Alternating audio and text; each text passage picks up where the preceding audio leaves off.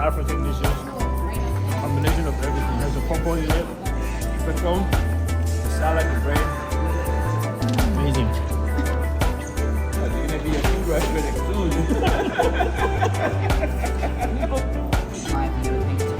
Wow.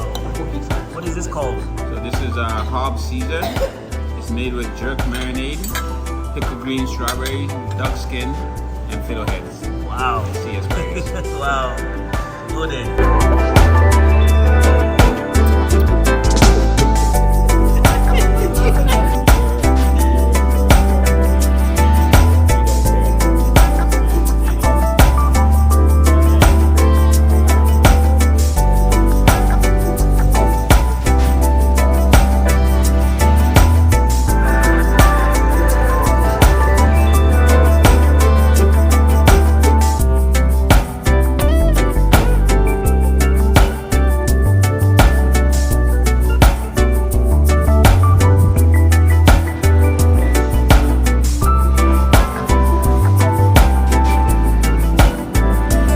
Welcome to Langford, British Columbia, one of the fastest growing cities in Canada.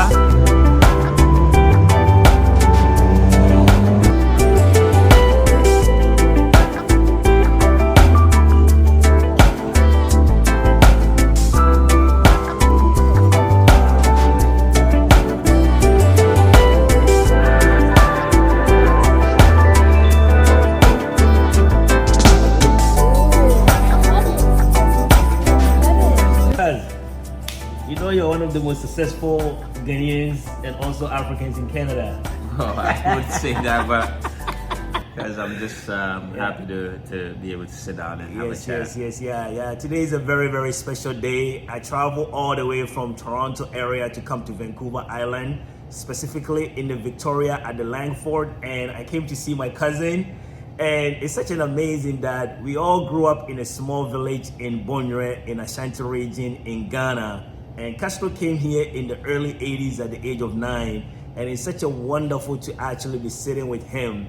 Castro actually owned a restaurant and also a catering company in the Langford area. So today's interview is going to be just friendly discussion about families and the business and so forth. So it's going to be a very, very open conversation. So guys, welcome to the channel. Thank you for having me, man. Appreciate it, cuz. Yeah. So just to let the audience know, if you can tell us a little bit about yourself and your upbringing in Ghana and where you came from. Well, I grew up in Bonwire, and when I left Bonwire, I was quite young, but there's some memories that stick with me, and some of the biggest memories has always been family. I've been very, very blessed to have that network of people still around me. Very blessed to have the pictures and the memories that was brought here. And Bonwire, as I remember it, is just a small family-oriented town who, in the early parts of my young age, we used to see a lot of tourists. We used to see a lot of tourists coming to our little village, and people would come for kente cloth, and so I've always been around that tourism industry before I even knew it. Wow.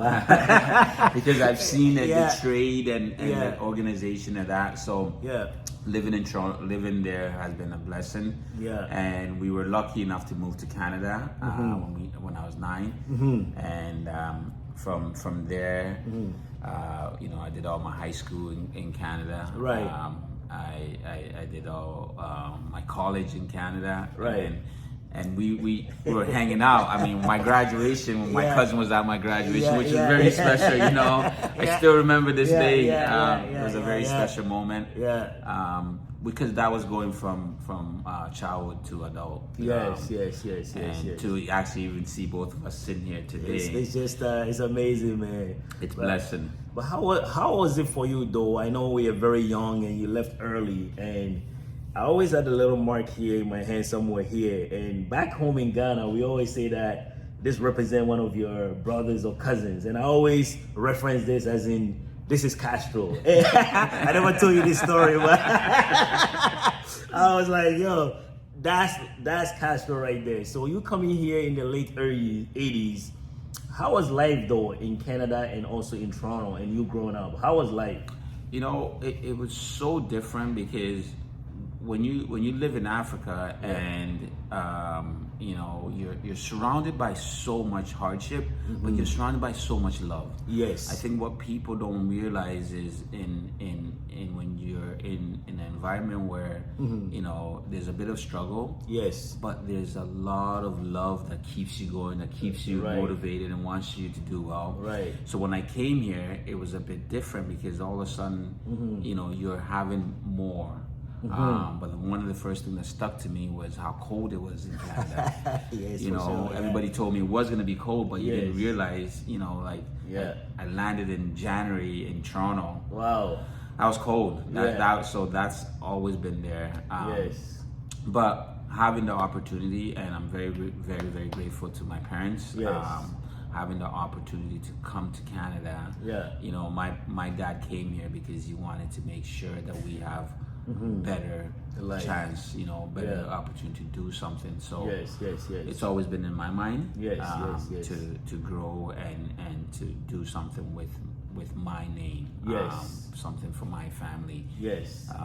So just not to cut you off, but speaking of your dad, man, I've always admire him so much, and I think Bonwire.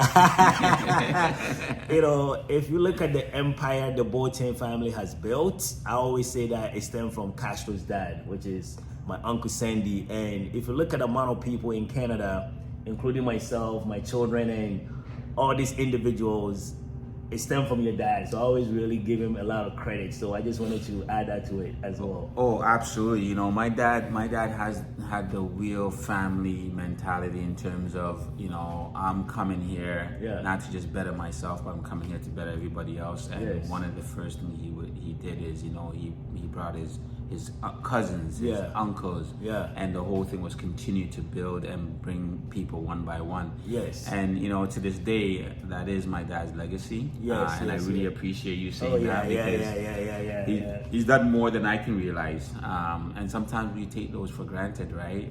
But he's put out there and he still does it today. I know. He does it today, you know?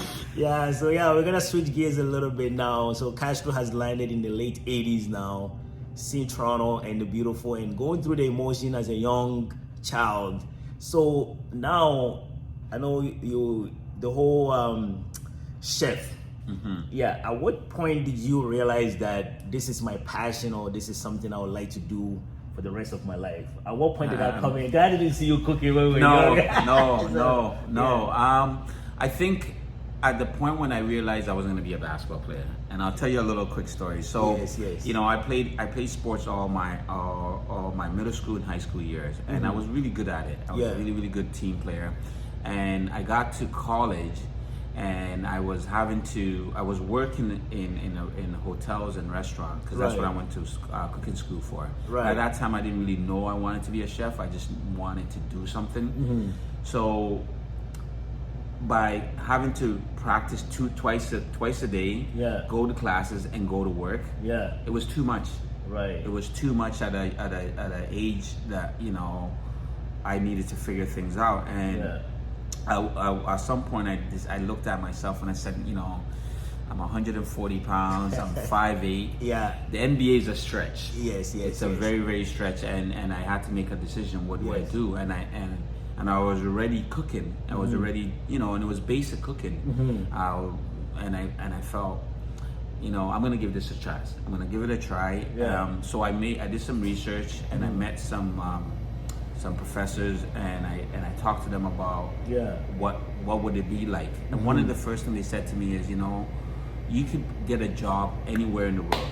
Okay. And I was like, well, how's that possible? And it was like everybody needs to eat. Everybody loves to go to restaurants, and there's restaurants all over the world. You can travel and live anywhere, and that was my first soul. So that was the catch. That sold me because I wanted to travel. I wanted to go see the world. And so that gave me that first opportunity. Hey, let's put my foot in here. If it goes well, great. If it doesn't, I can reevaluate. Wow. So wow. So that's what it came about. So I know you went to Humber College, did the course for chef, and can you tell us a little bit about the school itself, and after graduating, some of the jobs that you took and some of the initiatives that you took to get to where you are right now? You know, Humber was a great school. It was a great school because it was very close to home. Yes. I was able to still be around my family, be around my friends. Right. And the culinary program was just absolutely first class. Yes. They really wanted to teach you the basics. Right. They wanted you to fall in love with the career first. Okay. Before it becomes, you know, pressure. So we were almost kind of protected a little bit. So when I was there, I did 2 years at school, and the same 2 years I was still working because I was doing an apprenticeship program. Right. So I'd go to school for 5 days, I'd work for 4 days, and then I would, you know, I'd work after school and stuff like that. So that's when my 4 days would come. Yeah. And then I'd have a day or so to rest. My last year of the culinary program, I spent the whole year working. Wow. So now you learn the theory part, and then now you're learning the practical. Yes. Right? And that was great because all of a sudden now I kind of knew what was going on and I can ask more questions. So I just, you know, I just really bought into it. And then after graduation is when, you know, our class started off with maybe 20 to 30 kids. Okay. We ended up with 15. Wow, half of them were gone. Okay. But then you realize too, this is the kind of career that a lot of people get in and get out because it's hard work. It's really hard work, long hours.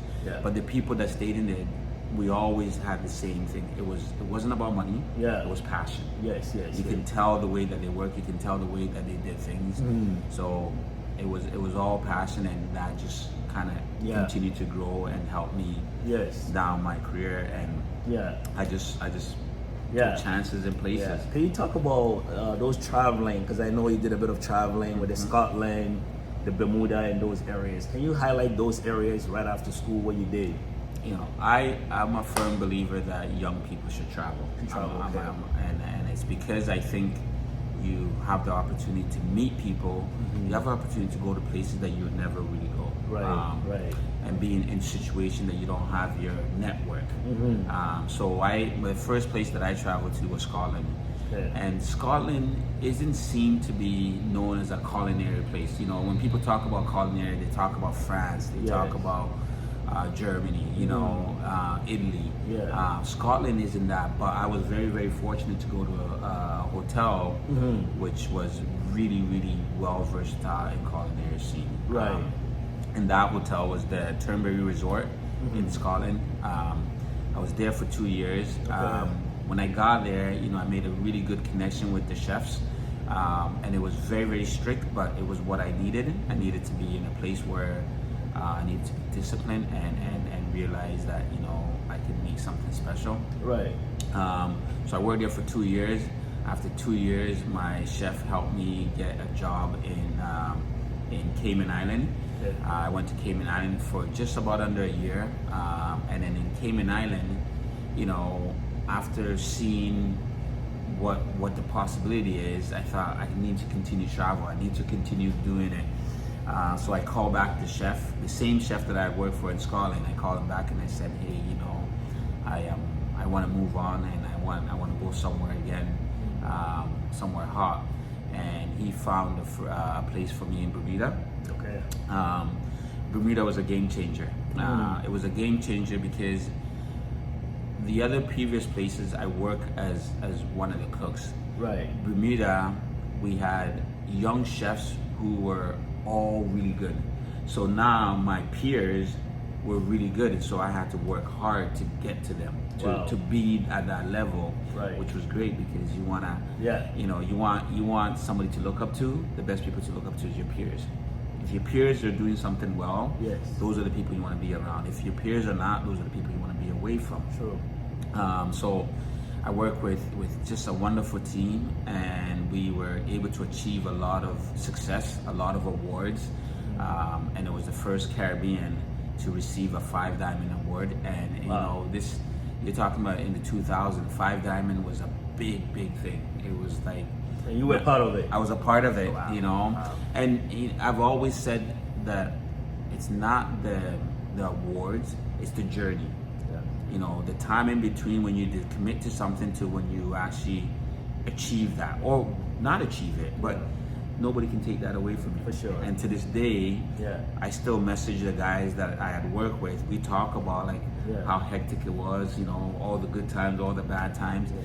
and we know like we achieved something by committing to one goal. Wow. So then from the Bermuda, what was the next stop for you in terms of your journey and your career? Yeah.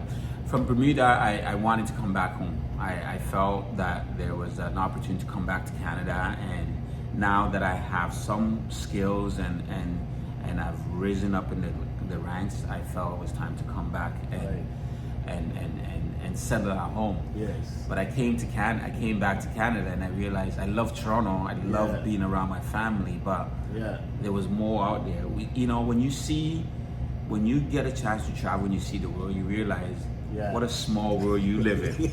You know, you realize there's so much out there, and I had the travel bug, so I said I'll stay in Canada, but I'm gonna go out west. So I landed in Banff, Alberta. Okay.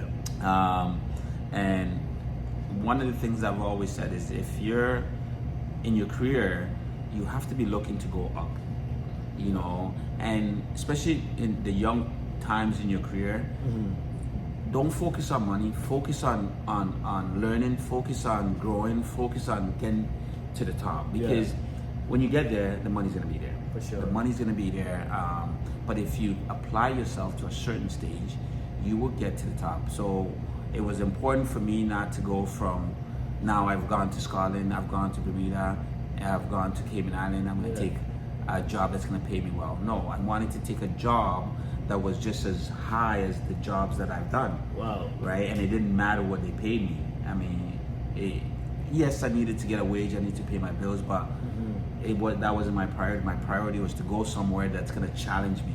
Wow. So when I went to Banff, I worked at another Five Diamond Road, and at this time in Canada, this is 2005.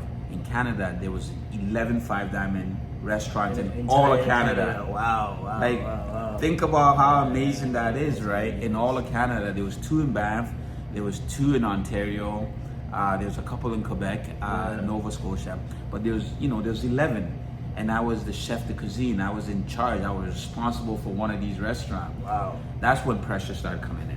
Yes. But pressure is good because it allows you to make mistakes. It allows you to work hard. It allows you to challenge yourself. Right. So from I got to Banff, and I stayed there for 2 years. Wow. I worked for 2 years, and that's where I met my wife. Okay. A lot of my close friends are still from there. And my career was just taking off. So then right after the Banff, you're working at this 5 Diamond Hotel. So what was the next transition for you in terms of your career projection? Why did you end up in Victoria or Vancouver Island per se? What was the next step for you after Banff? So the next step at that point is now I've got a good foundation of knowledge. I got a good foundation of skills and confidence. Yes. So the next step now was to actually become a chef. The other places, I mean, it was almost like you're practicing. Right. So the next step was to become a chef, and I've always had a goal that I wanted to be a head chef by the age of 30. Wow. And I was able to achieve that. I was able to achieve that because I actually wrote that goal down, and I committed to that goal. People, to me, need to, you need to set goals. Yes. If you're going through life like, I'm gonna do this, you need to set yourself goals and be realistic, but challenge it. Don't set it just enough to get over it. Like, give yourself room to grow. So I wanted to be a chef by the age of 30, and an opportunity came in Vancouver Island. My wife and I both wanted to move to out west, further out west, and we just, we took the chance. We moved to Vancouver Island. I got the job as the chef. At first, I was a chef. I was the executive sous chef, and then I became the executive chef. And I again put time and effort and work in. And I spent 2 years at that spot. Wow. And you know, it just keep growing, right? Growing, yeah. So now you actually moved from Banff, you got to Vancouver Island, you did your 2 years apprenticeship. Yeah. Now you want to take the next step. What was next for Castro Boateng in terms of your career and just your business acumen and everything that you have accumulated? What was next for you?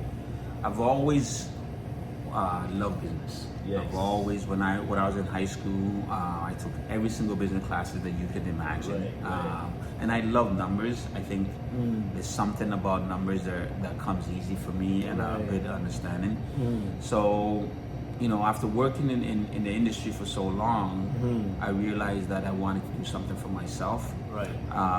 And the first thing I thought is, okay, you know what, I want to open my own catering company.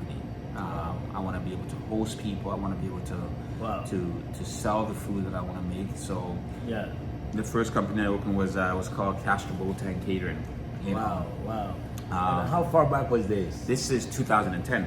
Wow. So 2010, literally 2010, we opened the company, and at first, like, it was a hustle, like anything else. You're hustling, trying to get customers, and you know, you get your first customer. Like, I used to do dinners for 4 people. Right. But those 4 people, you do a good job, they tell 10 people. True. You know, and that's how I've always advertised my company is I do a good job for you. Word of mouth. I leave it to you to spread the word for me. You know, if I'm telling everybody I'm great, Yes. well, nobody's gonna listen. But if, you know, you're passing that word on, Yeah, it makes sense. it makes sense. And slowly grew the company. So in 2006, our company just organically, again, it took a long time, but organically kept on every year. We kept on growing.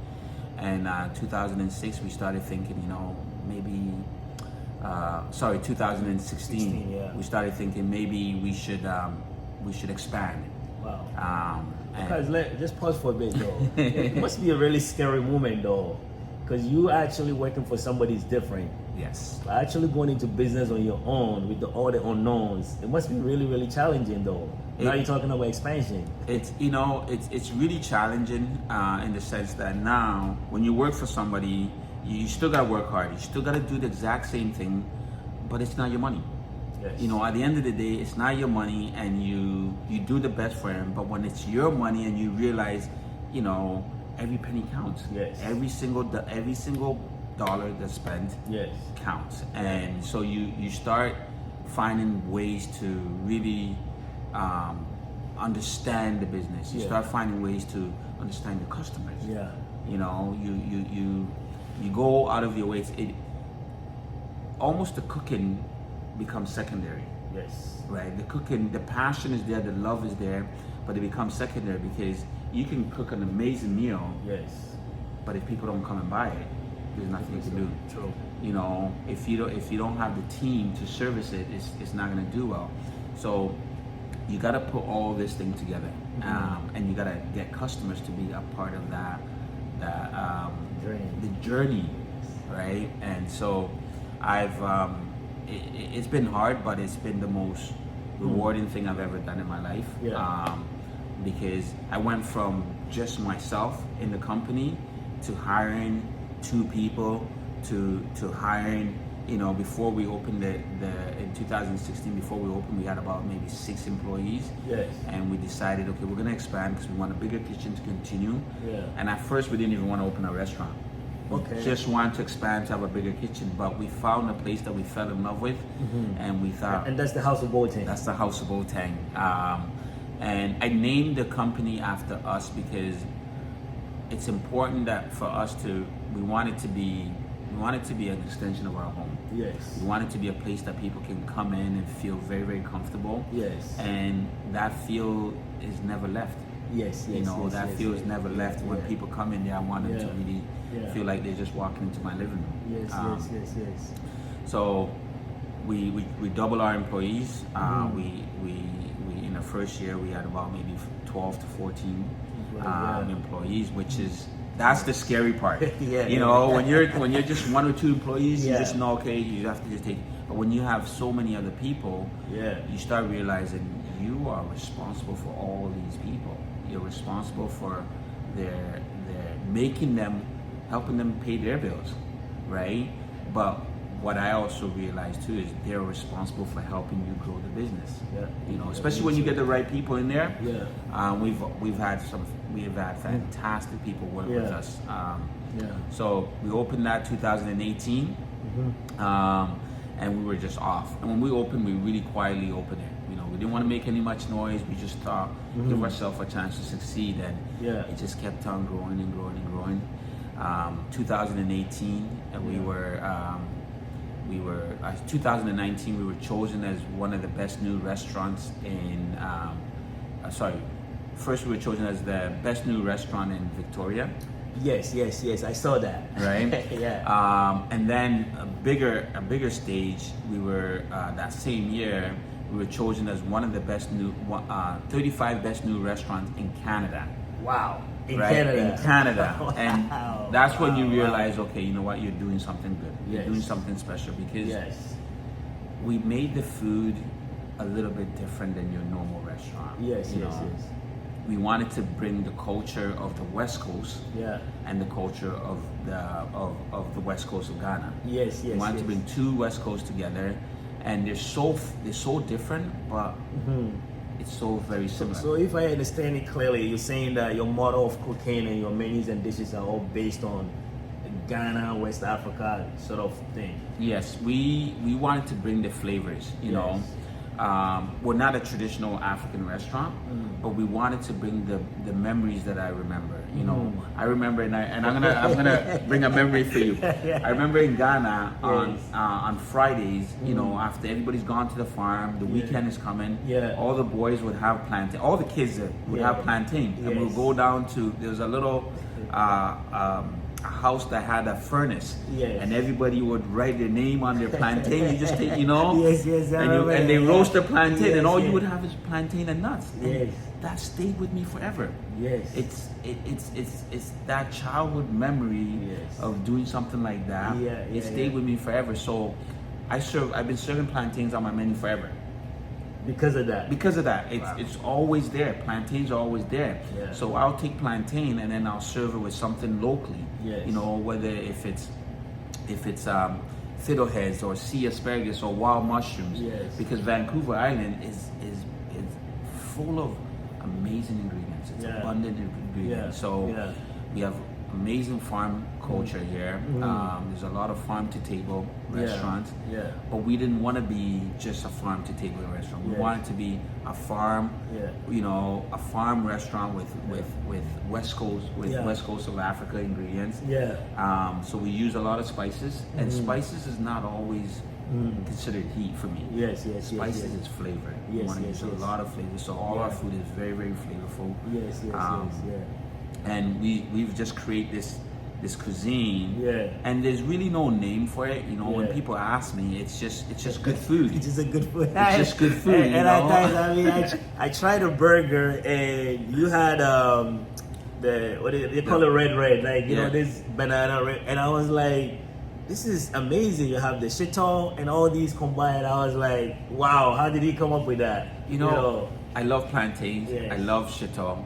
I wanted to make fried chicken, and I thought, why not? Wouldn't it be nice to have a burger, like a massive chicken, chicken burger that's has plantains in it, has starch in it, you know.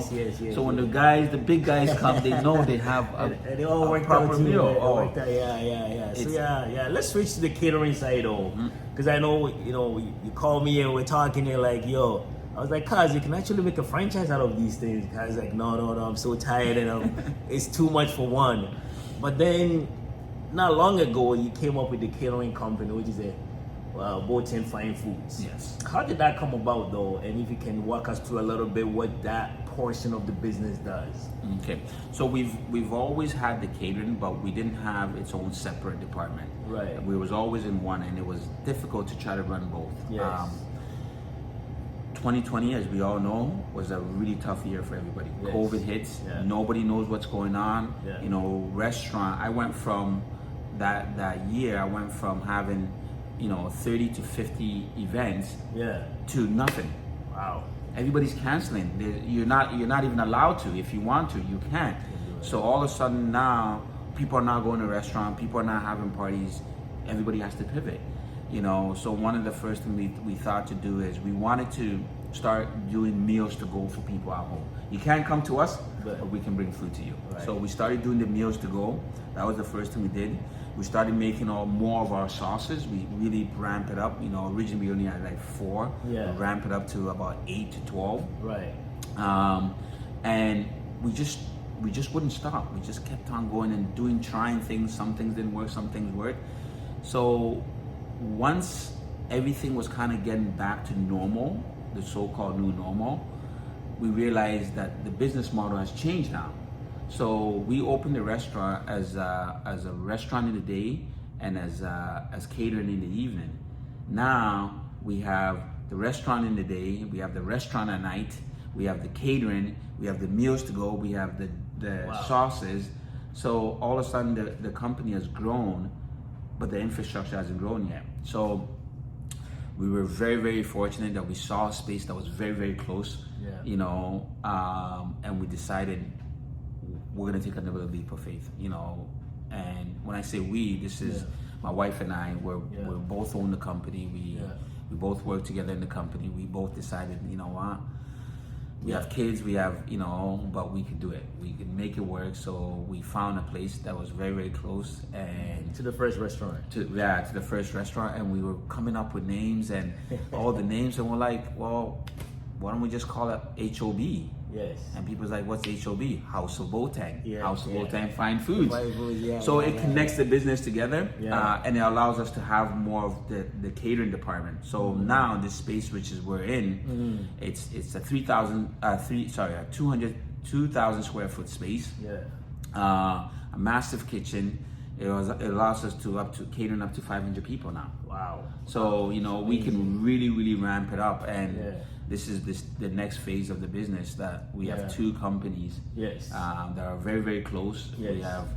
I think we have about 22 staff now, right? 22 different personalities to deal with. That's beautiful. You know, but they all become a part of the community. They've all become a part of the family. And the passion that these people bring to the business, it's unmatched. And I think I was probably gonna ask you this though. We almost done the interview, but what's next for Castro Boateng, Chef Boateng, House of Boateng, all these? What is next for you though? Because I know you got 2 major branches department running. What is the next step though? Are you gonna be opening franchises all across Canada? Because you're gonna bring some home to Toronto, man, or maybe West Coast in Ghana. What is the biggest plan for you, or what is the long-term plan? Our long-term plan, well, our short-term plan right now is really stabilize the company. We really want to give this company, both of it, a very good chance to succeed. Our goal is one day we want to be able to take the brand and bring it back home. Ghana. We want to bring it back to Ghana. And I say that because I think, you know, my wife, when I met my wife, one of the first things she said, she would love to live in Ghana one day. And that's my goal, one day to be able to live in Ghana. And we want to be able to take what we've done here and bring it there and set it up in a way that it's very beneficial to the country. You know, our business model has always been community first. Community first means anybody associate within the company, whether if it's a supplier, whether if it's a staff, whether if it's customers, you guys are first. And how do you help us grow the company? So if we're able to take that same ideology and bring it back to Ghana and use the suppliers there. You know, because I can imagine there's a lot of farmers there, use them there, use the people to employ there. We're going to be able to set up the same concept. So that's the long-term goal. We want to get back to Ghana at some point. When? We don't know. We have kids that we need to grow up, but that is the goal. Because I mean, I don't want to keep you too long, man. It's been really, really amazing just talking to you and just coming from the grassroots. And I know our parents will be proud. And Yes. that's just the embolism, the House of Boateng. Is there any last word that you like to say to the audience, or just the families, or the people, or your customers?